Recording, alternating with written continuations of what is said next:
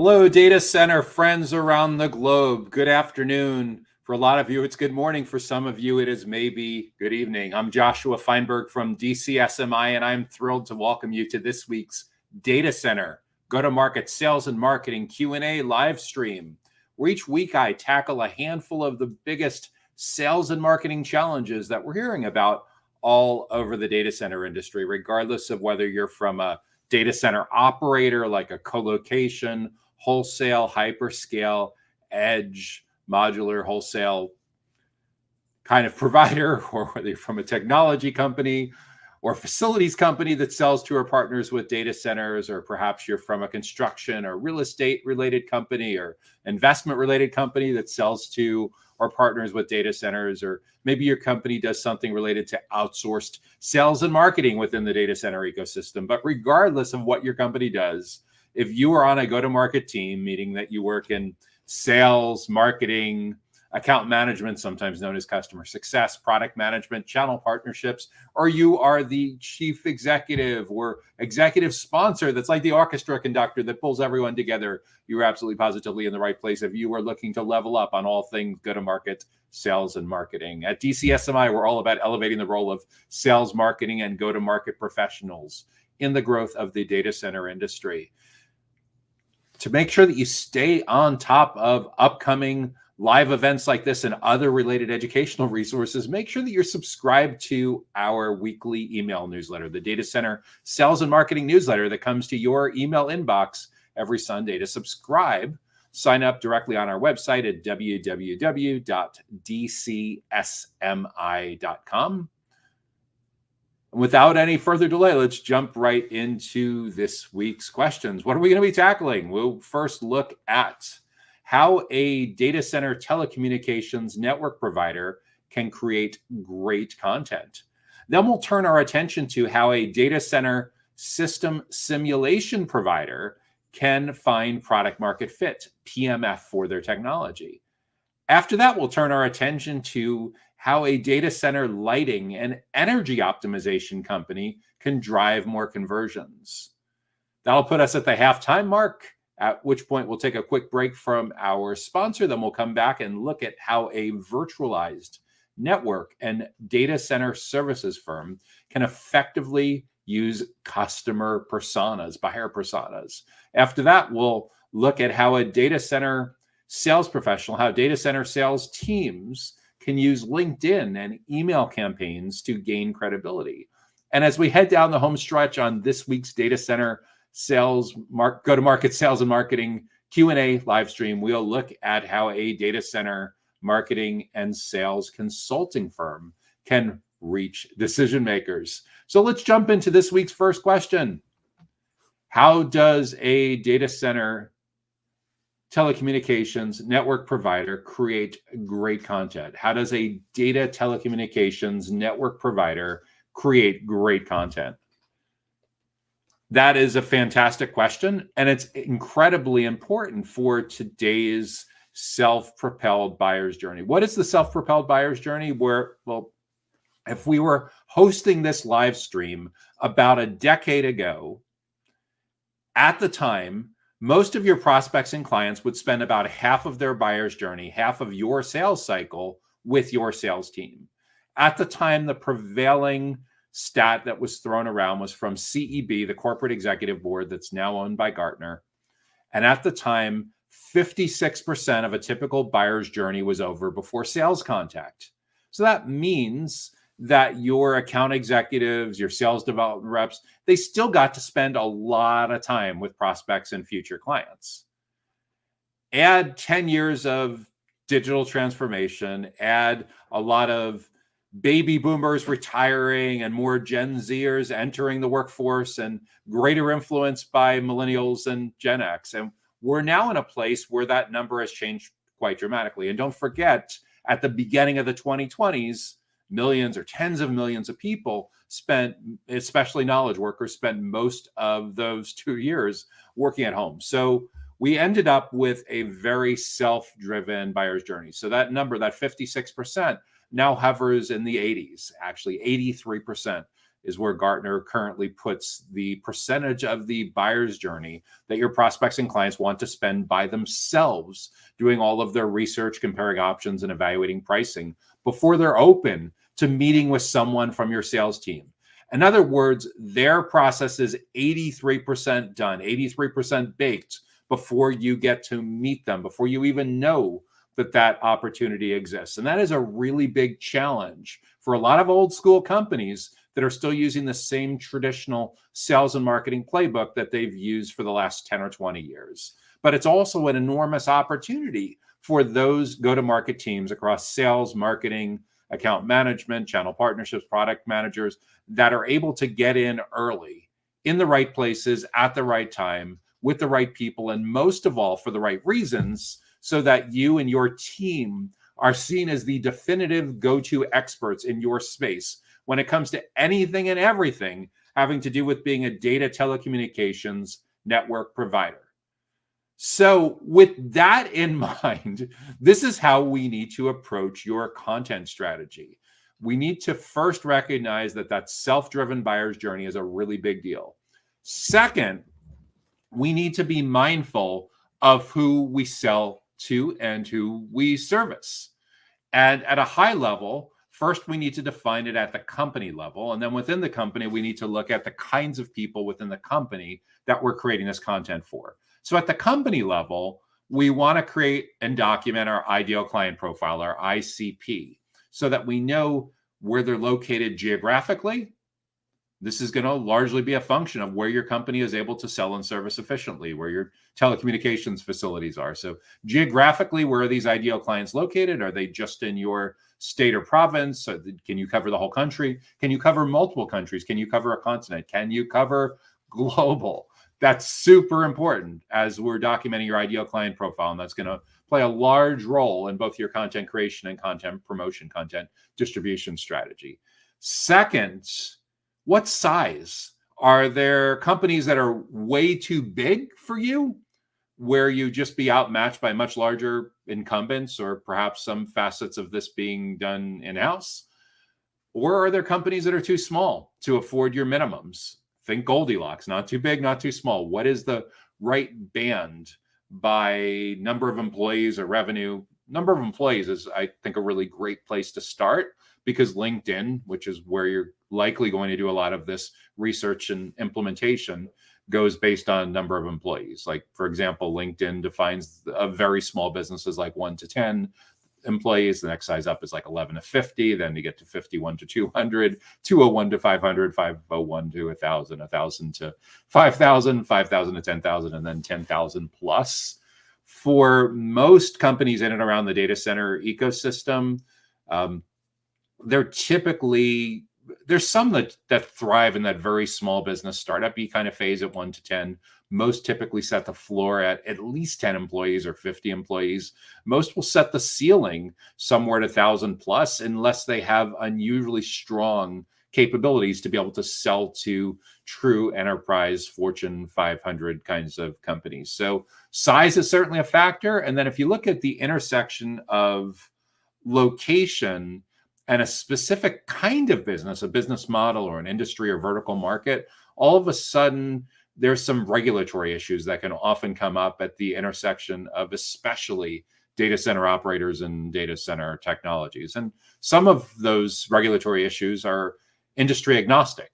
For example, the European Union, California, they certainly have a lot of IT related regulations that come up regardless of the vertical market or industry specialization. But yeah, at a high level, when we're thinking of your content strategy, we need to get your ideal client profile documented. And if you have a pretty well-established business, if you don't have this documented, a great place to start is the case studies section of your website. Look at where you've been most successful and what they have in common. Once you've figured out the companies that you're building this content for, next we need to figure out the individuals within these companies that matter most. These are your buyer personas. A buyer persona is a semi-fictional representation of an ideal client based on actual research and some select educated speculation. The research is incredibly important. All too often, people either don't have these documented at all or pull these out of thin air by talking to a couple of internal stakeholders that in a perfect world are giving you their insights because they've been in the industry and selling to this particular buyer persona for a really, really long time. And that can be valuable input, but it shouldn't be the majority of your input, let alone all of your inputs. So let's say you're talking to someone in a sales role and an account management role and a product management role, and they give you great input for understanding this particular buyer persona. Take that internal input and consider it about 20, 25% of the puzzle. The other 75, 80% of building out an effective buyer persona has to come from their own words, from talking to actual people that fit in that definition of the buyer persona that you're building. And in a perfect world, you're talking to them face to face, visiting them in their own offices. The next best thing is probably a video conference. So you can see body language, intonation, and really get behind the scenes of understanding their biggest goals and their challenges, their frustrations, their stressors, what their daily routine is like, what they secretly desire the most, what would it take for them to prioritize the kind of initiative that you'd be talking about. And when you find the consensus on all that you roll that up into an actual buyer persona. So first preference in person, second preference would be like video conference or perhaps a phone call if as a last resort. If you don't have access to any of that because your company is brand new into this segment or penetrating into a new market or you're a complete startup, search and social can actually be a pretty good way to find their own words as well. So let's say, for example, you define what you think the buyer persona is. Go to LinkedIn, do a search, get 10 or 20 profiles, and synthesize together what you learn from studying those 10 or 20 profiles about how they self-describe themselves when it comes to their biggest goals and their biggest challenges and their biggest frustrations and where they hang out online and offline, what they read, how they're influenced, how they prioritize. And you can, of course, take those same 10 or 20 people and go to a Google search and look and see what comes up. Maybe there's trade journals that they've written for, news releases that they've been quoted in, conferences that they've spoken at where you can watch the videos, podcasts and webinars that they've presented out, which also provides a lot more context than just reading their words because you get the body language and intonation. All of that, wrap that into part of your research for your buyer personas. The most important kind of economic stakeholder that this content is for becomes your primary buyer persona. The second most important kind of stakeholder that you're building this content for is your secondary buyer persona. And in some cases, there may be a third category of person that you're building this content for, a tertiary buyer persona. Over time as well, as you build a more sophisticated playbook in your CRM and perhaps in some of your paid search, paid social kind of campaigns, you'll develop a negative buyer persona. These are the people that on the surface may seem like they could be a good fit to bring into the conversation, to loop in with the internal champion, to invite them into the decision by committee kind of scenario.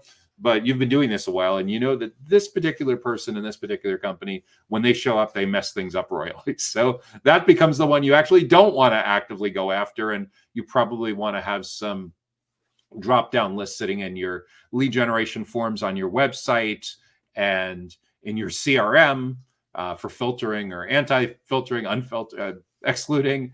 And you can, of course, depending on the platform, whether it's something like LinkedIn ads and LinkedIn campaign manager or Google ads or something like that, there's different ways to approach people that you want to specifically exclude based on who they are, where they are, different characteristics and things like that. So at a high level, when it comes to developing great content for a company that provides data telecommunications, that's a data telecommunications network provider, start by understanding just how self-propelled the buyer's journey is. Get your mind around the company, what defines the company in your ideal client profile. That'll help you build out your target account list, which will become really helpful when you're doing outbound or ads or both, to get your content in front of the right people in the right places at the right time, and most of all in the right context, so that you and your team are seen as the go-to experts in this space. And then we have to be extremely mindful of who we're creating this content for, the buyer personas. And I'd even go so far as to say prioritize the buyer personas, because each will need its own content strategy. Each will need its own premium content and lead generation offers and its own email marketing and its own page and videos on your website and perhaps its own webinars and its own podcasts. The more strong the unit economics are, the more compelling, the more higher priority that particular buyer persona is to your company, the more resources you would typically invest. But content needs to start from the standpoint of extreme empathy for who they are, what they care about, what gets them promoted, what if they screw up gets them the opposite of a promotion, and bake everything around your content around educating and building trust so that you're able to stay with them throughout the buyer's journey, the active research process that they go through between being a complete stranger and ultimately a new client for your company. And most market research firms now peg that there's about 28 different touch points that happen between complete stranger and purchase decision. And when you do this right at a world-class level, you'll figure out a way to get in there early in the awareness stage and stay with them through the middle, the consideration stage, all the way to the decision stage. Most companies in this space, like a typical data telecommunications network provider that's kind of sort of phoning it in, will have some content in the decision stage, but they'll completely be missing in action when it comes to the awareness and consideration stage. And that is a fatal flaw because that opens the door for your competitors to get in early and get in often and educate and build trust with the people that you want to be your future clients. So when you do this right, they get such incredible levels of value from those 28 touch points that your company provides to them that there's no reason for them to want to spend time with anyone else. When you do this right, you will no longer need reps that are constantly hounding prospects, begging for meetings. It'll be the other way around. Your prospects will want to spend time with members of your team. And when you do this right, everything improves with clarity for your product roadmap, your profit margins, your unit economics, your company's evaluation, employee morale, employee recruiting, employee retention. Everything gets better when you get extreme clarity about who you're creating this content for. And it's being especially cognizant that we're doing it in today's marketplace where we need to show up as a consultant, a teacher, a trusted advisor, a subject matter expert, and perhaps even rising to the level of a thought leader. Next question up is,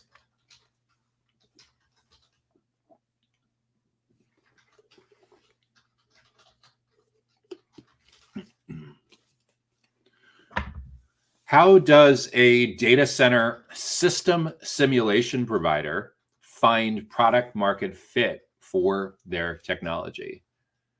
How does a company that provides data center system simulation find product market fit for their technology? That's a terrific question. And it's one that startups deal with for a huge, huge part of the early stages of the growth of their business.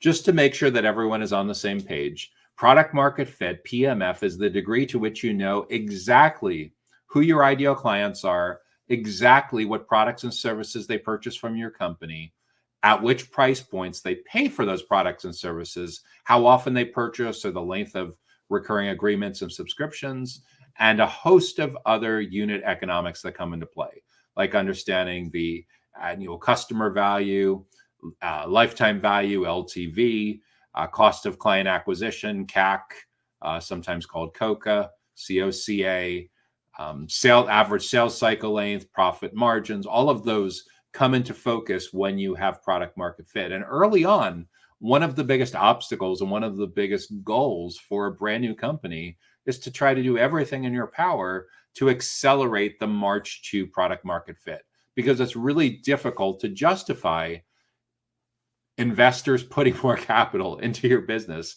until you've achieved product market fit. The next level, the next big milestone in terms of business growth and maturity beyond product market fit is often known as go-to-market fit, GTMF.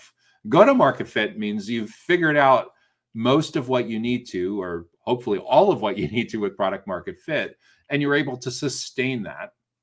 That's an important point too with both product market fit and go-to-market fit, is that this isn't one and done. We're in a dynamic marketplace. There's always newcomers, there's always new segments, there's always new needs. The world is changing, the competitive battleground is changing, the industry is changing, your buyer personas are changing, the size of their companies and their strategic focus are always changing. So you can have product market fit. And if you're not constantly on your toes, you can lose it. So it's really, really important to make sure that you're constantly evaluating this. And if you have the luxury of having a product management team, product managers, then this is something that they spend a lot of time losing sleep over, is how to get it and maintain it over time and eventually expand it into additional markets. So, so go-to-market fit is the degree to which you have nailed product market fit, PMF, and you're confident that as you pour more capital to scale demand even further, that the wheels don't fall off. So go-to-market fit a lot of times is very in any kind of subscription-based business that's based on monthly recurring or annual recurring revenue. SaaS would be a great example, but certainly there's a lot of instances within the data center industry, within infrastructure as a service and co-location and wholesale, where your agreements are based on recurring revenue. So go-to-market fit makes sure that as you add more capital, that your metrics either at least maintain themselves or get better over time.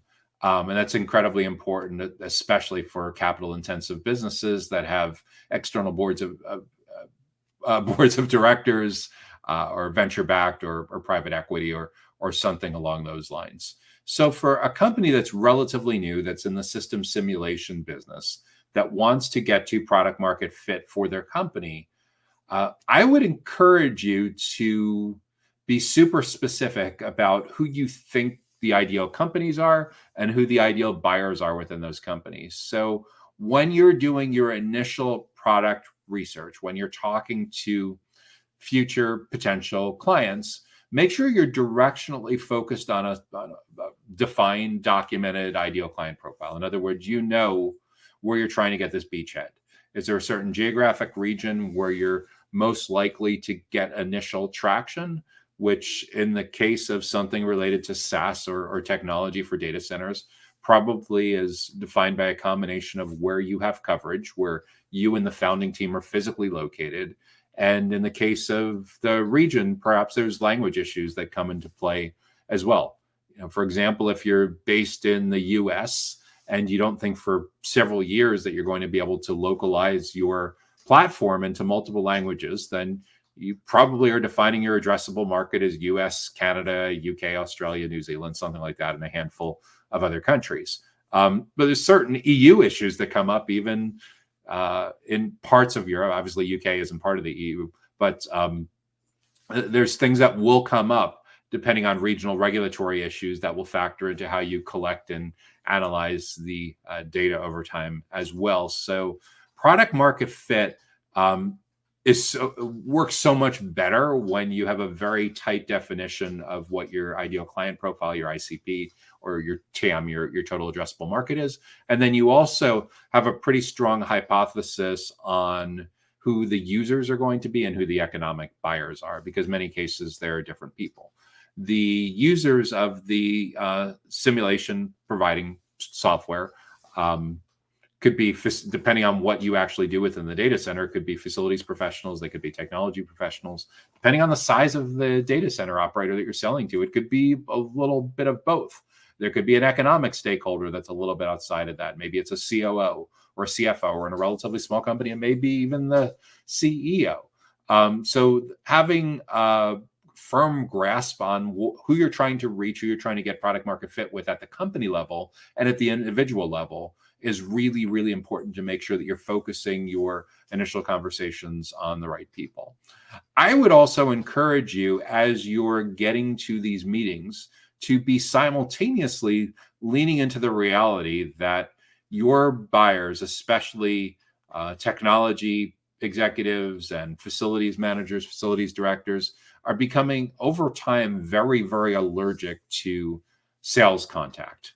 And obviously, if you're at an early stage of the company, they're getting interactions with you as a CEO or a COO or CTO or on the founding team. So it's certainly something a little special. Certainly it can be very special depending on the nature of your bios and your previous backgrounds before you launch this company. Just recognize that most of your buyer personas are more sales allergic than they've ever been at any previous time in the history of the data center industry. What does that mean? they really don't want to spend time with anyone in a sales context until they're just about ready to buy. So it can be more difficult to get to these good quality conversations if people don't already know of your brand, which by definition of a startup, they don't know of, and if they don't know of the brand of your founding team, of the individual people that are on your team. So this would be what your founding team did before they joined your company that's providing a simulation, data center system simulation software. So that becomes incredibly important. Along the same lines, the first cousin of that is recognizing that because they're not willing to meet with anyone in a sales context until they're very far along, your content, your educational resources, your thought leadership, your webinars, your videos, your podcasts, your downloadables, your premium content are in most cases taking the place of what used to happen in one-on-one conversations.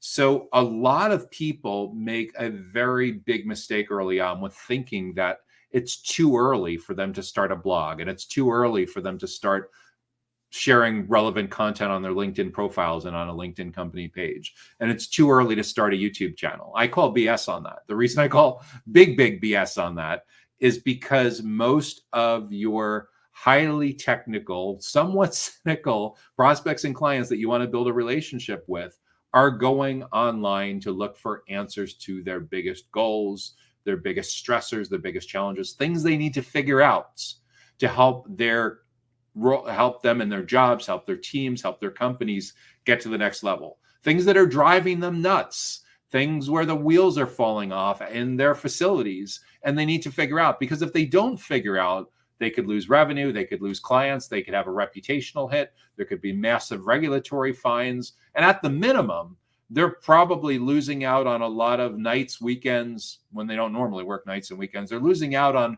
free time with their friends and families. They could have vacations that have been scuttled or compromised because of these issues. There's a lot of things that are stressing them out.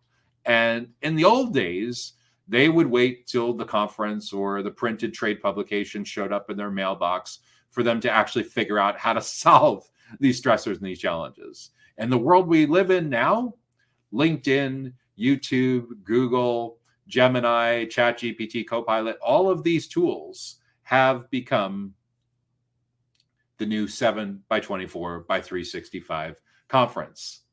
So you may think that you only need to have coverage available during what you think are business hours for the one or more time zones that you are located in. However, you would be shocked if you start watching when conversions happen on your website, when registrations happen on your website, when signups happen on your website, that you see people that are in your time zone that are up at 2 o'clock in the morning, your local time, trying to figure these things out. Why are they up at 2 o'clock in the morning trying to figure these things out? Because if they don't figure out, there's massive consequences to their professional reputation, their team, their company, and all those other host of stressors that I just mentioned a few moments ago. So having a strong point of view, answering the biggest questions, like anything that one of those buyer personas is going to go to Google or a personal assistant or social media to ask their peers or friends or colleagues about, you should have an answer to those 10, 20, 30, 40, 50 biggest questions sitting on your blog, sitting on your website, sitting on your YouTube channel, shared on your LinkedIn profile, because that content is taking the place of what happened in conversations 5, 10, 15 years ago. And to the extent that you're able to answer their questions, like, that was pretty good. That was pretty helpful. You've successfully grabbed them in by the virtual shirt collars and stopped the scroll.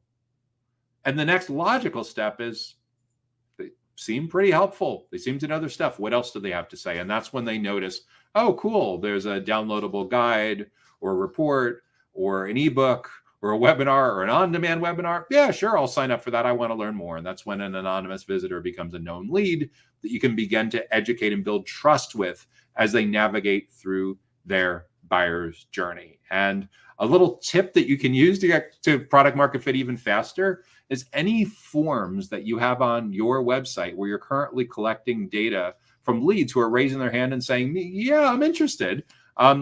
Ask them a write-in question. So in this particular context for a data center system simulation provider, I would ask them, What is your biggest question that you have about data center system simulation?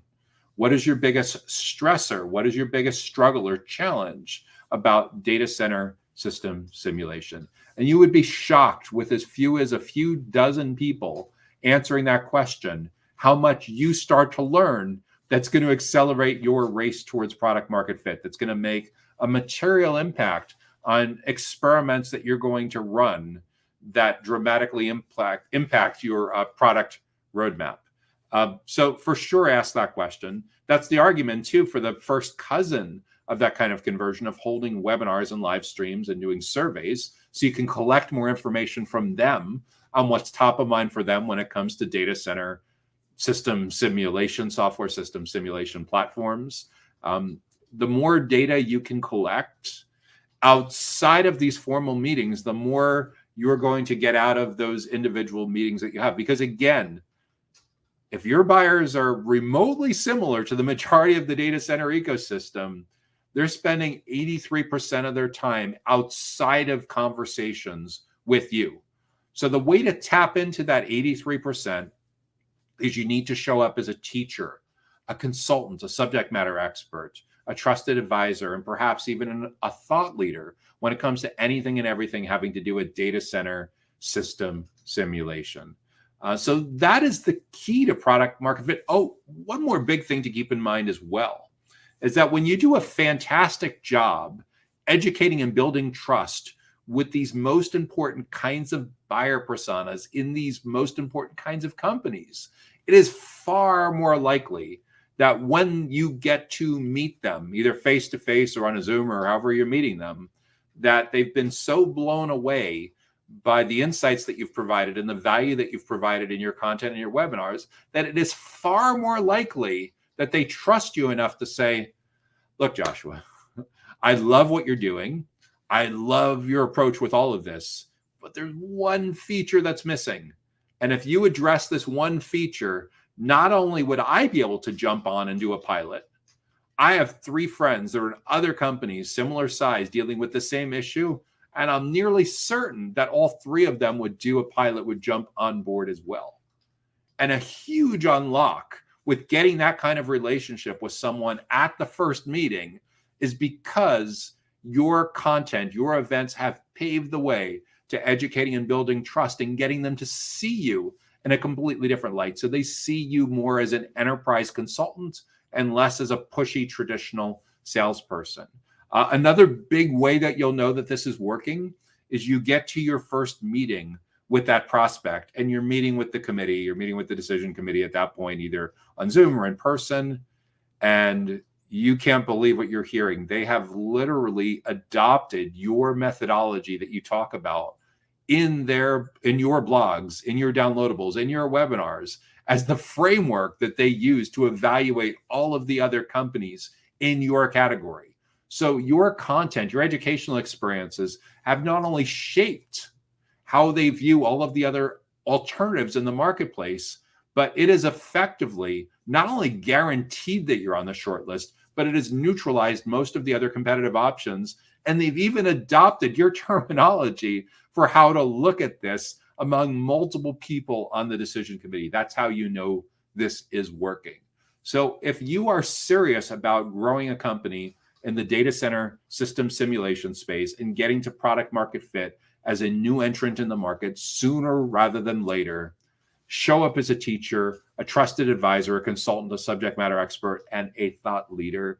It will not only open doors with the right people in the right places at the right time, but it will assure you that when you get to these sales conversations and eventually to these onboarding conversations, that they view you in a completely different light and you have finally escaped from the vendor box in a way that accelerates and helps you maintain product market fits. Next question up is,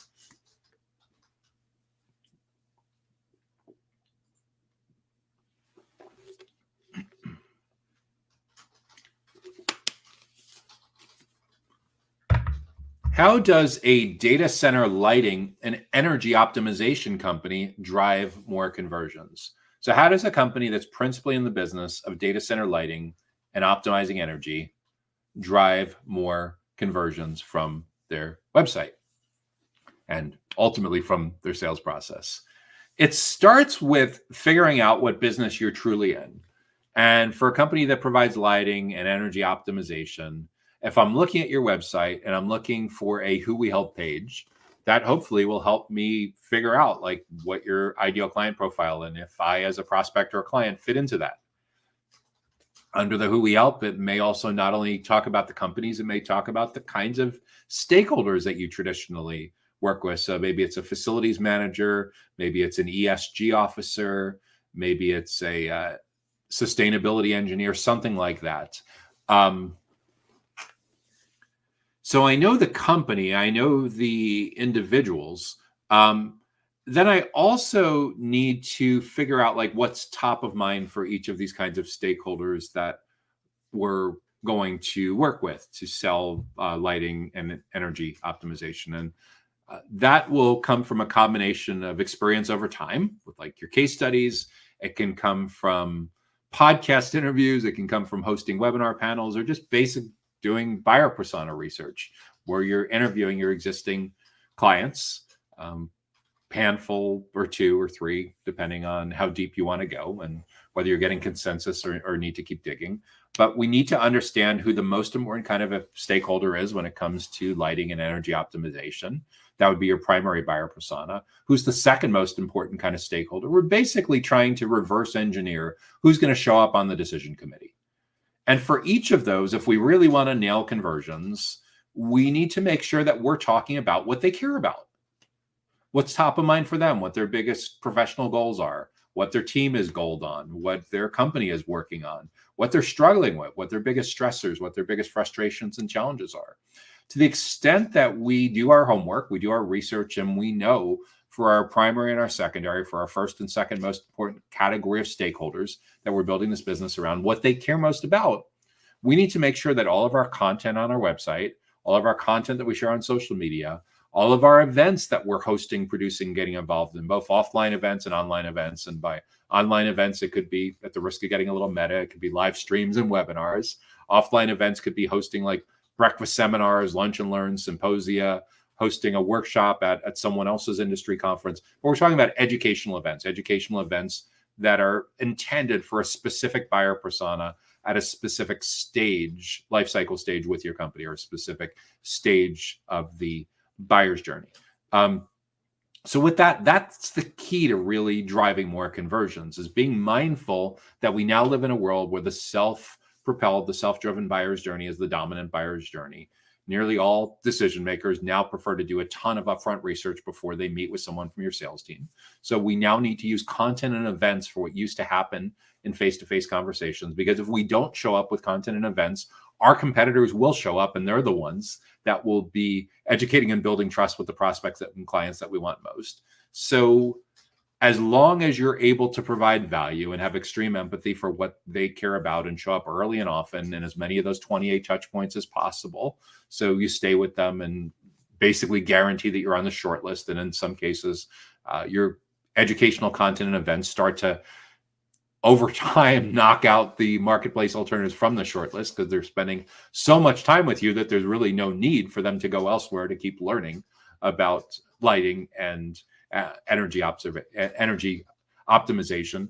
So with all of that in mind, it really stacks the decks in your favor for all of the conversions to work so much better, because you're looking at it from their point of view, from their standpoint, walking a mile, a kilometer. You're truly understanding how each of these stakeholders looks at data center lighting and energy optimization. That's really the key to getting your conversions working really well on your website and elsewhere. Anything else that you're doing to drive people into your digital 724, 365 sales team that's helping to nurture and educate, build trust over time. Another big caveat that's worth mentioning is, in this space, a lot of people come to us and use lead, L-E-A-D, for two completely different kinds of contexts. When you talk to somebody that is on the marketing or the demand generation side, or conversion rate optimization or sales enablement, lead is typically meant to be someone that is a known person at a known company that has some ability to do possibly something with getting in your funnel or doing business with your company in the future. They're not raising their hand. They're not ready for sales. They're not showing implicit or explicit signs that they're ready to talk with someone from your salesperson, but they're just known to be a lead. An opportunity is completely different. So in the case of, let's take a conversion. Let's take someone that discovers your website because they did a search on Google or on Gemini or Copilot or Perplexity or Claude, whatever. They ended up on your website. They're reading this blog. It links to 2 or 3 other blogs. Before they know it, they spent a half hour on your website reading a handful of blog posts, and they're starting to get pretty impressed. On many of these blog posts, there were embedded videos, so they got to hear people from your team actually explaining and seeing their excitement, enthusiasm, body language, and everything as they navigated these issues. Like, wow, this is really good. What else do they have to say? Then they notice there's a call to action for a related downloadable guide, a planning guide, an ebook, a special report, something like that, a buyer's guide. Like, wow, I'm really learning a lot from this company. They have great videos, great articles, great blogs. Sure, I'll trade my business card information for what's on the other side of the landing page. So they type in first name, last name. They tell you what their biggest question is about lighting and energy optimization for data centers, and they hit the download, submit, convert, register. So now you have a known lead, and you have a known lead that's starting to get pretty impressed about your value to the industry, and you're starting to see your company as an expert. When that person spends enough time on your website that they're deemed to be of interest to the sales team, because they've either taken an action where they've become like a hand raiser, where they've said, I want to get a demo, I want to get a needs assessment or something like that. That's very clear that's going to get past the sales. Or they're such high value because they're sitting on a target account list, or they line up perfectly with your ideal client profile. That lead gets passed on to someone from your sales team. It's deemed marketing qualified at that point. And once someone from your sales team reviews it and says, looks pretty good, then that lead becomes sales qualified or sales accepted. Sales accepted lead would be an SAL, sales qualified lead an SQL. And once someone from the sales team actually meets with that individual and determines that, wow, we're really doing a great job with our content here. They love what we have to say. They're really, really bought into our way of approaching all this. And I think they're going to have a forecasted close date of November 15th and or 3 months from now, 8 months from now, 3 weeks from now, whatever it is, whatever the forecasted close date is that you anticipate based on your conversation with them.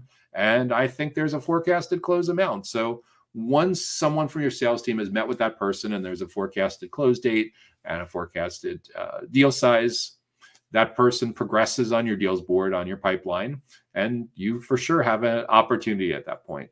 So the reason I bring this up, there's a lot of people in sales and marketing that don't have a great relationship with each other because they're not on the same page about those two terms. So I would encourage you when it comes to talking about conversions to make sure that you get everyone together on your go-to-market team and you make sure that everyone is on the same page and actually document this in your wiki or whatever you're using to share your best practices and playbook, what a lead is versus what a sales opportunity is. Because when you get those things right, a lot of beautiful things can happen about the super important collaboration that needs to happen between your marketing and sales team. So you show up as one unified go-to-market team in the awareness and the consideration stages.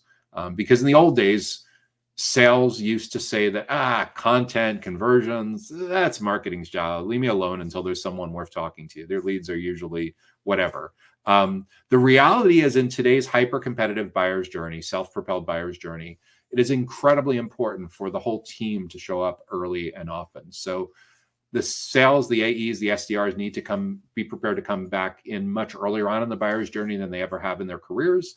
And the marketing professionals that they collaborate with on this great content, on these great events, need to be prepared to take a role much deeper into the buyer's journey than they ever have before. But the key thing is multiple members from your team need to be seen as the experts, the definitive experts in your space when it comes to data center lighting and energy optimization. How you do that is a function of what your business does, your business model, and your addressable market, your ideal client profile, and your buyer personas. But it is incredibly important if you want to drive more conversions, that you show up early, that you show up as often as possible with the right people in the right places at the right time and in the right context, so you and your team are seen as the definitive go-to experts on data center lighting and energy optimization. And with that, we're going to take a quick break for a message from our sponsor. Data Center Go-to-Market Sales and Marketing Q&A is sponsored by DCSMI, elevating the role of sales marketing and go-to-market GTM professionals in the growth of the data center industry. To stay informed about upcoming episodes, subscribe to the Data Center Sales and Marketing newsletter on the DCSMI website at www.dcsmi.com. Again, that's www.dcsmi.com. Now, back to Data Center Go-to-Market Sales and Marketing Q&A. Hey there, it's Joshua Feinberg from DCSMI, the Data Center Sales and Marketing Institute. We're all about elevating the role of sales, marketing, and go-to-market professionals in the growth of the data center industry.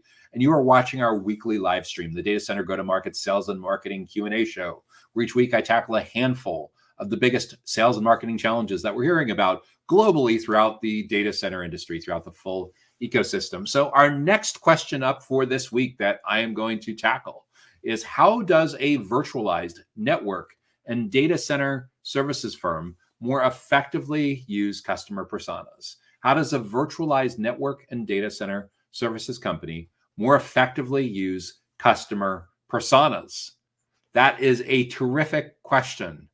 And in a perfect world, I would like to hope that everyone on your go-to-market team is focused on customer personas. Because traditionally, customer personas have been looked at as something that was primarily a quasi-academic exercise by marketers and product managers. The reality is, in the world we now live in, where we don't get a lot of at-bats, we don't get a lot of face time anymore with prospects and clients until they're just about ready to buy, buyer personas, customer personas are more important than ever. Because it used to be that when your prospects and clients spent like half of their journey, half of your sales cycle with your sales team, if things weren't that well-defined, weren't that tight on your website and your messaging, your more resourceful sales teams could fix it while the plane was in the air. We don't have that opportunity anymore because in nearly all cases within the data center ecosystem, especially with virtualized network and data center services, your buyers, your prospects, your clients are more sales allergic than ever. 83% of a typical journey is going to be over before you get to meet with prospects and clients for virtualized network and data center related services. They've made up 83% of their mind before you get to meet them. And the only way that you're able to get back in and invited in early onto their side of the table through the awareness and the consideration stages of the journey, where all of the purchase criteria is figured out, is for you and your team to show up as consultants, as subject matter experts, as trusted advisors. This is a very, very different context than the traditional sales and marketing playbook that so many companies still use in and around the data center industry. So I would encourage you, if you want to more effectively use customer personas, the first thing to recognize is just how prevalent the buyer-propelled, the self-propelled buyer's journey is, and make sure that everything that you're doing with your go-to-market investments and sales and marketing playbooks across the full go-to-market team, encompassing marketing, sales, account managers, customer success managers, product managers, channel partner managers, is very, very focused on identification of these buyer personas and what is top of mind for them, not what's top of mind for you. There will be time at the end of the buyer's journey where you can talk about your stuff, but early on, it's all about them. And the better job you do of understanding the goals, the objectives, the challenges, the stressors, the frustrations of your customer personas, of your buyer personas, the better job you're going to do with earning your way in and having a presence in as many of those 28 touch points between complete stranger and purchase decision as possible. So you stay with them throughout awareness when they know they have a big goal, big challenge that they need to figure out, but they have no idea what that name, what that solutions category even is.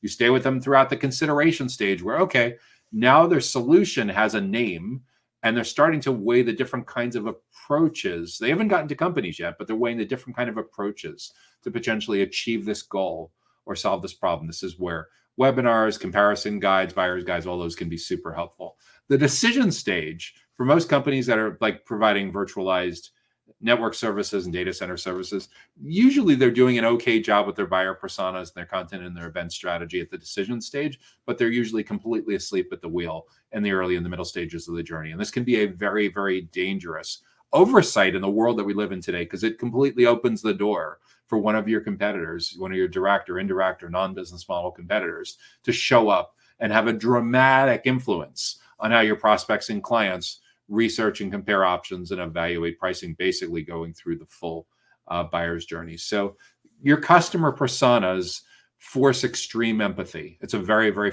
important forcing factor of putting yourself in their shoes. I would also encourage you, when it comes to customer personas, to recognize that your company likely has limited resources to put into this kind of endeavor. So parents are told never to pick their favorite child, but you actually do need to pick your most important buyer persona. You need to prioritize your first and second and perhaps third most important buyer persona, designating as a primary, secondary, and a tertiary buyer persona. Because when it comes to limited resources in which to spend the more time on versus less time, it's very possible both of these, or all three of these kinds of buyer personas, are all members of the decision-making committee. But some of them have more weight than others, right? So it's at the intersection of what they care about and what you care about. But at the end of the day, that's a really important forcing factor for personas. At the absolute minimum, when it comes to strategies and tactics and implementation, you should have a choice on your website navigation menu, your top navigation, your bottom navigation, your boxes or buttons that appear on your homepage that take people to a unique website page that is built to provide value to each one of those buyer personas separately. That should come as a very natural offshoot of doing your buyer persona research. On that page, juice it up with multimedia elements that make it competitive for today's buyer's journey. For sure, at the minimum, have a video, have some multimedia elements, have some premium content offers, one or more premium content offers that provide value at each stage of the buyer's journey for that specific buyer persona. In your drop-down lists on your web forms where you're trying to segment your leads, for sure, which of the following best describes you, and let them pick. And you certainly can have another, whether that other disqualifies them or forces you to dig deeper. But yeah, for sure, it impacts your navigation. And by the way, if you're doing competitive research, you can also use this to figure out how your competitors view their segmentation strategy and their buyer personas. But yeah, at the minimum, top navigation, bottom navigation, the boxes and buttons on your website, a separate website page for each of your buyer personas, separate lead generation offers for each of the three stages of the buyer's journey: awareness, consideration, and decision. Are incredibly important. And of course, this should all naturally flow through into your CRM, so you can segment your leads based on who they are, who the buyer persona is, and where they are in the buyer's journey or life cycle with your company, so you can make sure that their content and the events that you're inviting to are highly relevant for who they are and where they are in your particular journey. In some cases, too, you may decide to specialize your sales team and perhaps your marketing team based on individual buyer personas if you have the resources. So let's say, for example, when it comes to virtualized network and data center services, you decide that your primary buyer persona is a director of network services, and you decide that your secondary buyer persona is a managed service provider or channel partner.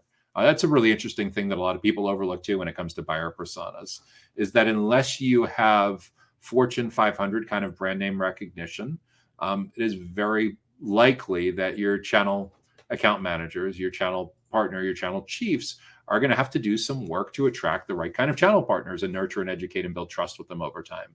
And then there's a whole separate battle once they're signed on and onboarded as new channel partners to activate them and continue to motivate them to want to sell and service your company's solutions. But at the absolute minimum, please, for the love of all that's it's good, is to make sure that you recognize that your channel partners likely care about different issues than your other buyer personas. So they should for sure be a different buyer persona. So that's another really important use case for a company that provides virtualized network and data center services. And it's possible over time that you end up with sub personas where you're like, okay, we have 2 or 3 different kinds of channel partners we engage with. Maybe they're 2 or 3 separate buyer personas or sub personas. But yeah, partners, your personas, your buyer personas, customer personas, whatever you want to call them, are an extremely important part of getting the segmentation right, personalizing, educating and building trust at scale, and having a really, really important influential role with your most important prospects and clients and potentially channel partners throughout their full life cycle with your company. So that's how I would more effectively use personas: website navigation, drop-down lists, separate pages, separate lead generation offer, and perhaps even specializing the roles, the job functions with individual team members, where you decide that you're going to devote a account executive or sales development resource or marketing resource or what have you to really go very, very deep on your most important or second most important kind of customer personas, buyer personas. Next question.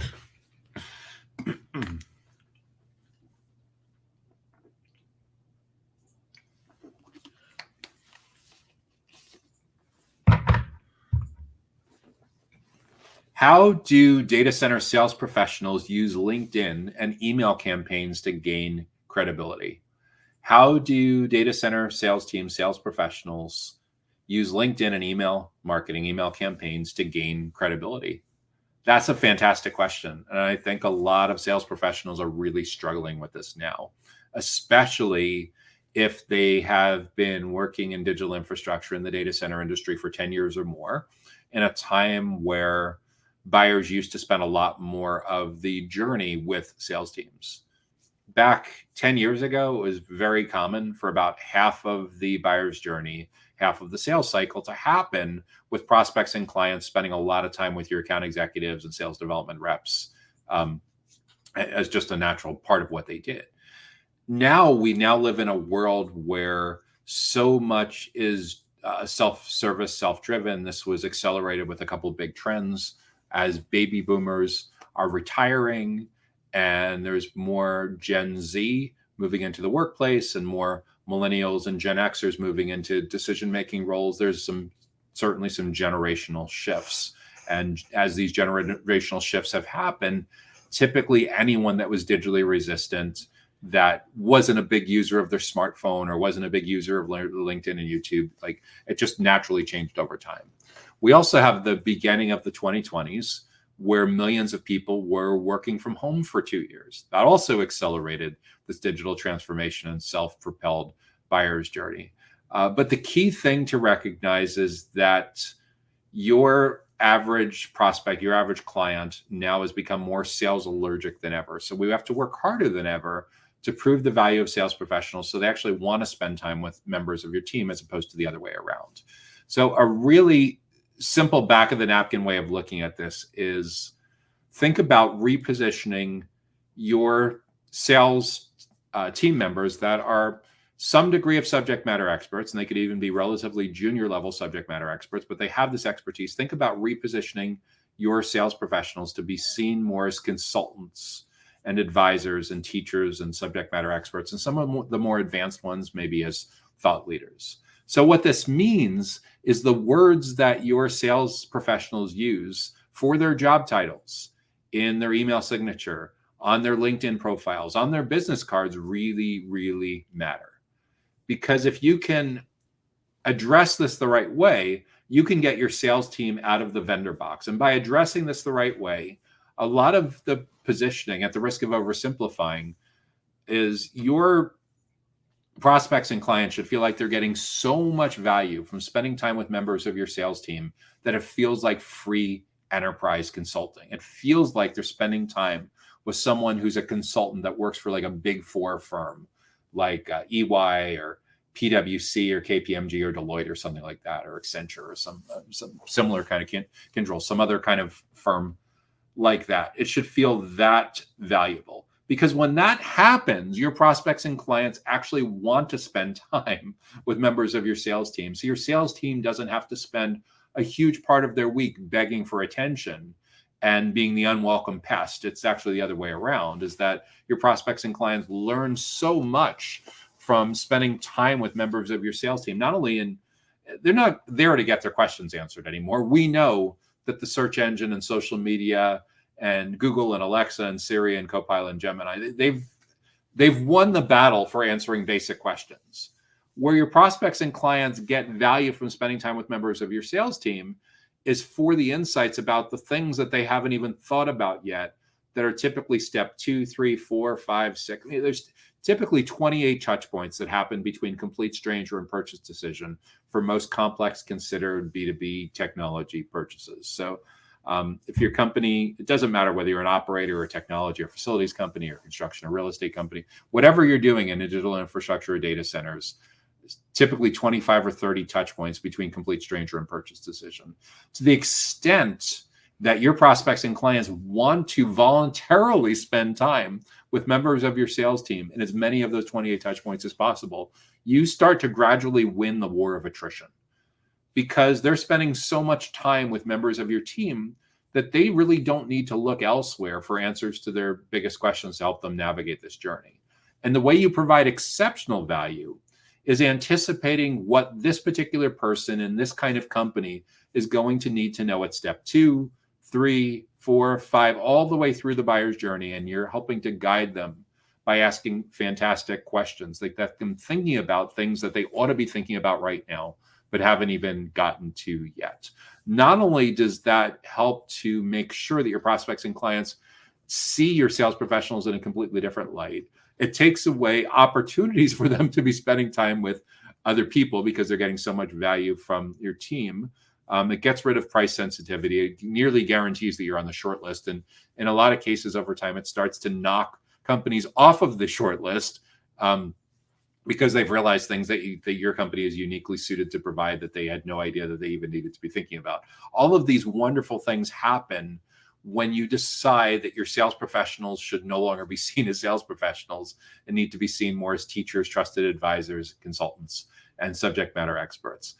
Sure, it's hiring a different kind of person. Sure, that person needs to have a commitment to professional development so that they're seen in a completely different light. And part of that professional development is something that the company, their employer, takes on. Part of it is they may take on the side. I've recently interviewed some people for our Data Center Go-to-Market podcast whose commitment to their nights and weekends learning is so next level that they show up looking more like a fractional CTO for a small and medium-sized business than someone that is a transaction-focused, commission-hungry salesperson. When you can, as a sales professional, especially for a data center operator, data center technology company, but this works with facilities and real estate and construction as well. When you can get your prospects and clients to see you as someone who has roughly the same background and skills and expertise as a paid consultant, wonderful, wonderful things happen in that relationship with a respect for what you bring to the table, what your sales team brings to the table. So when it comes to data center sales professionals using LinkedIn and email campaigns to gain credibility, now that we know what credibility looks like, how is this actually implemented on LinkedIn and with email campaigns? How this looks is your sales professionals should be collaborating with members of your marketing team to be part of these thought leadership and education initiatives. For some of the more junior members on your team, they can be moderators, they can be tour guides, they can be concierges, they can be the resource people that points their prospects and clients in the direction of others and other resources on your team at more senior levels, which sounds a lot like what SDRs, what sales development reps and business development reps, BDRs, have historically done, right? So this is kind of reinventing the role of the SDR and the BDR. Marketing is going to look a lot more like a media company than traditional marketing going forward. You're building a media company for your most important buyer personas, so you become less dependent on external media companies because you're already knocking it out of the park with your own educational content and your own educational events. So your account executives, your sales development reps, your AEs, and your SDRs are taking a really, really big role in showing up early and often in the production of these thought leadership resources. This doesn't mean that it becomes a huge percentage of their week, but for sure it does mean that when your go-to-market team is having its quarterly meetings and stand-ups and whatever else you're doing to plan strategy, that when you're marketing, your media folks internally are asking for volunteers for who can help moderate this panel, who can be interviewed on this podcast, who can be interviewed for this resource. You should for sure be instilling a culture where someone from your sales team can find a half hour once a month, every other week, every 6 weeks, whatever it is, to show up and participate in these kinds of initiatives. So they're baked into the company's thought leadership assets. That alone does wonderful, wonderful things for what that sales professional can now do on LinkedIn, because your marketing team is able to post-produce those assets so that the member of your sales team is in the thumbnail for the event, or has part of the byline credit on the downloadable report, or your marketing team is able to cut out sections of that video where that particular salesperson is doing introductions, recap, adding their point of view, and shorts and documents and carousels. So in other words, you are helping that sales professional reinvent themselves to show up as a thought leader, or at least a consultant, a teacher, a trusted advisor, in a completely different light from how they currently are doing it. Because most sales professionals in the data center industry, when it comes to LinkedIn, are showing a lot of really selfish content. They're showing their product PDFs. Hey, we won an award, clap for us. We're going to be at this conference. Make time to meet with us. It's all about them. It's not about your prospects and clients. And in order for your prospects and clients to see your sales professionals in a completely different light, they need to see your sales professionals as experts, as consultants, as advisors, and not just someone that's just focused on their own selfish needs. So that's how LinkedIn changes. And email changes in the same way, because now instead of your SDRs, your BDRs spending 90% of their time sending cold messages by email and cold messages on LinkedIn and cold calls begging for meetings, you're primarily focused on getting the right people to be aware of and consume these educational resources. Like, hey, I know because you are a CTO of a data center operator. Hey, I know because you're the compliance officer for a financial services company. If you're like most, you're currently struggling with this issue. That's the reason why we're hosting a webinar next Thursday. We thought you'd really enjoy attending. Here's the link to learn more and sign up.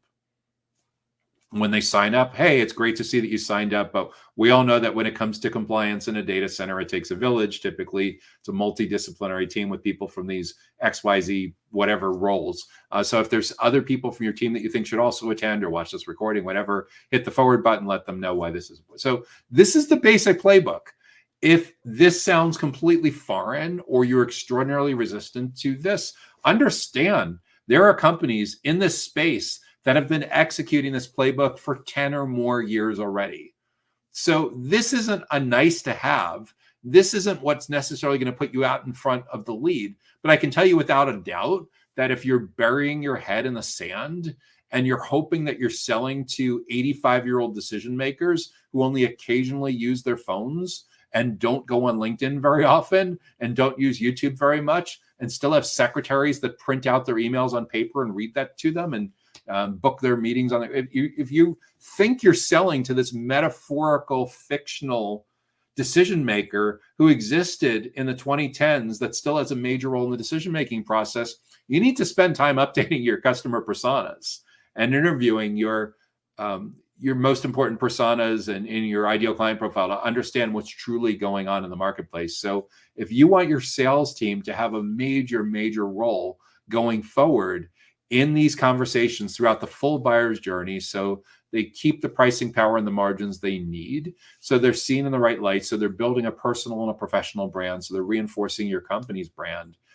your LinkedIn and your email just becomes an extension of this whole initiative to reinvent your sales team to be seen as consultants, teachers, trusted advisors, subject matter experts, and the most important, the most elevated, the most seasoned members of those roles in those roles will even be seen as thought leaders. But this is a big mindset shift for so many in the data center industry, which is why it needs to start as a top-down initiative. For a relatively small company with a few dozen or fewer employees, or even up to a few hundred employees, your CEO should be out front leading this initiative.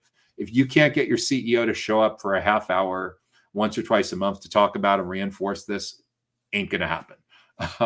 For a much larger company, like a chief commercial officer, chief revenue officer, chief marketer officer, they're typically the internal champions on this kind of initiative. But make no mistake, for a lot of companies in the data center industry, this is a massive cultural change, but it's one that's incredibly important for your company to stay competitive and relevant to what your buyer personas care most about and how they want to research and make their purchase decisions going forward. And that brings us to our final question for this week's Data Center Go-to-Market Sales and Marketing Q&A live stream. The final question that we'll be addressing this week is,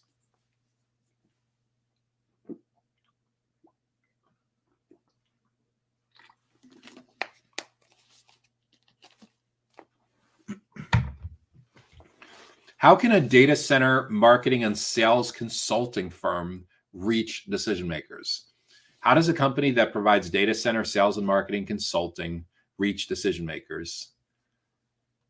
So what's really interesting about the nature of this question is, by definition, a company that provides sales and marketing outsourced services in and around the data center industry should be an expert at reaching decision makers. So it's really curious that we got this question in the first place. But that said, I think a lot of relatively small companies or solo consultants that struggle with this are struggling with a lot of the same product market fit issues, PMF issues that so many other companies in this space have to deal with, is knowing exactly who your ideal clients are, what products and services they purchase from you, at what price points, in what durations or frequencies, and what all the unit economics end up looking like. The lifetime value, LTV, the client acquisition costs, CAC, or sometimes called cost of client acquisition, COCA, and your average sales cycle length, and then you back into your gross margins and net margins. These are all really, really important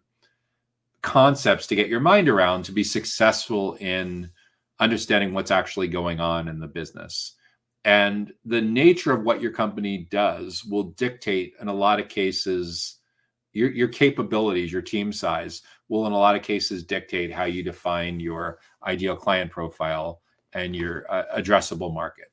Like, in other words, it's very unlikely that you can sell globally in dozens of different languages, because in order for you to sell globally in dozens of different languages, you'd have to have members of your team that can attend meetings in time zones that would, cause you to basically have no ability to sleep at some point. So you're going to pick your battles geographically, and you most likely will also pick your battles based on language, based on existing capabilities. For example, if all or nearly all of your team members only speak English, you're probably not going to be selling to clients that need you to be creating and promoting content and building a brand awareness in languages outside of English. And same issues for localization. So your team capabilities, your team locations will, in many cases, be a forcing factor for defining your ideal client profile. In other words, where your ideal clients are located, their company size.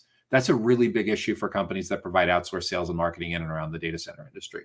Among your clients, what kind of client is so small that they can't afford your minimums? What kind of client is so large that they would likely do what you do in-house? That's the Goldilocks of defining what's not too big, not too small, but just right. And if you're using a very LinkedIn-centric approach, I'd encourage you to think in terms of headcount, employee headcount that you can clearly filter on and go after on LinkedIn.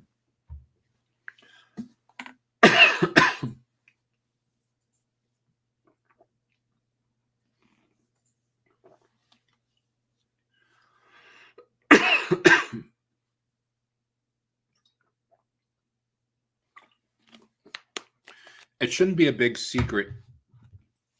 It's likely not a big secret either that many of the decision makers that you go after are getting bombarded, inundated with companies that all look the same to them and are providing a rather undifferentiated approach, despite the fact that you're supposed to be, among other things, an expert in differentiation. So it's like who they are, what they care about, who are the buyer personas, and then you need to do for yourself what you plan on doing for them. In other words, if you're talking about content marketing, if you're talking about social media, if you're talking about events, if you're talking about branding, make yourself the first client for your company.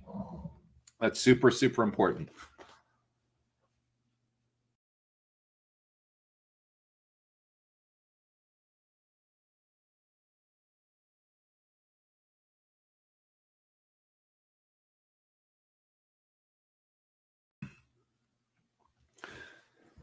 So you've likely heard the metaphor of eating your own dog food, drinking your own champagne. At the end of the day, if you have certain capabilities in mind that you want to market to the data center industry for outsourced sales and marketing consulting, you should really be your own best case study. You really should be using these for yourself. So when it comes to reaching decision makers, being very deliberate about the definition of who the ideal client is, being very deliberate about who the prioritized primary and secondary buyer personas are, doing the actual buyer persona research so you know what their biggest goals and challenges are, and then actually executing your content strategy, your event strategy, so that you're able to show up early and often and be seen in the right places by the right people at the right time, and most of all in the right context, so that when it comes to anything and everything having to do with sales and marketing in the data center industry, that you're seen as the top expert, one of the go-to experts in this space. And just bear in mind with all of this that the data center industry is very fragmented. We've done research, our segmentation strategy that you can see right on DCSMI, as we divide up the industry into the operators, also sometimes known as the providers. These are like the co-location, wholesale, hyperscale, edge, and modular companies. There's 22 different kinds of technology companies that we've cataloged. There's a dozen or so facilities related companies. There's a handful of construction and real estate related companies and investment related companies. And then there's the whole stack within sales and marketing, which actually, believe it or not, has a lot more than would meets the eye. There's 5 or 6 different kinds of companies there. So altogether, we count about 52 different kinds of business models plus the operators. So closing in on 55 to 60 different kinds of business models in and around the data center ecosystem. So when it comes to providing outsourced marketing and sales, you have to think about how versatile your company is. Can you effectively service all 55 to 60 different segments, or are you going to pick certain kinds of business models within those in certain kinds of regions, and certain kinds of sizes? And the more you start to filter this down, the easier it is to back into who your ideal client profile is and build your target account list if you're using something like account-based marketing, ABM. But yeah, reaching the decision maker is probably one of the biggest challenges for companies that are providing outsourced marketing and sales consulting, is making sure that you treat yourself as your best clients. The same kind of methodology that you use with your clients, you should be using on yourself to help attract and engage and educate and build trust with these decision makers over time. Because in many ways, the level of cynicism and skepticism that so many in this industry see among IT and facilities professionals, you're going to see as well with marketing and executives and sales professionals to a certain degree. So use your own processes, use your own methodology to make sure that you're able to show up and early and often, so you're involved in as many of those 28 touch points as possible. So you're with your ideal clients, your ideal prospects throughout their full buyer's journey, and not just showing up at the tail end and expecting a Hail Mary kind of miracle. That's the mistake your clients make. Don't make the same mistake for yourself of assuming very, very incorrectly that everyone is sales ready. It's like going into a car dealership and the salesperson only wanting to talk to people that are going to buy or lease today. Don't be that person. You're not going to want to just market and sell to people that are going to elope on a first date. It makes for a amusing Ashton Kutcher movie, but the reality is, when it comes to marketing and sales consulting, your clients, very, very, very, very few cases where the initial conversation is going to accelerate all the way to a single call kind of close, unless there was an enormous amount of personal and professional brand building and social proof and things like that went along with that. So think full buyer's journey, think in terms of a decision committee, multiple stakeholders, and the same way you would approach building go-to-market strategy, marketing and sales enablement kind of strategy for your clients. Use the same playbook for your company. It's incredibly important, and it will give you a great template and blueprint to be able to build a methodology that you can use for your clients as well. So that is how a data center marketing and sales consulting firm can reach decision makers. Eat your own dog food, drink your own champagne, be your own best case study. So that's the final question that we have time to address for this week's Data Center Go-to-Market Sales and Marketing Q&A live stream. I'm Joshua Feinberg from DCSMI. We're all about elevating the role of sales, marketing, and go-to-market professionals in the growth of the data center industry. If you want to make sure that you stay up to date and get notified about upcoming live streams, webinars, and other educational resources like this, make sure you get our weekly email newsletter delivered directly to your email inbox on Sundays, the Data Center Sales and Marketing newsletter. You can subscribe on the DCSMI website at www.dcsmi.com. Until next time, I'm Joshua Feinberg from DCSMI, and I wish you great success in growing and improving your go-to-market sales and marketing results. Take care now and have a great week. Data Center Go-to-Market Sales and Marketing Q&A is sponsored by DCSMI, elevating the role of sales marketing and go-to-market GTM professionals in the growth of the data center industry. To stay informed about upcoming episodes, subscribe to the Data Center Sales and Marketing newsletter on the DCSMI website at www.dcsmi.com. Again, that's www.dcsmi.com.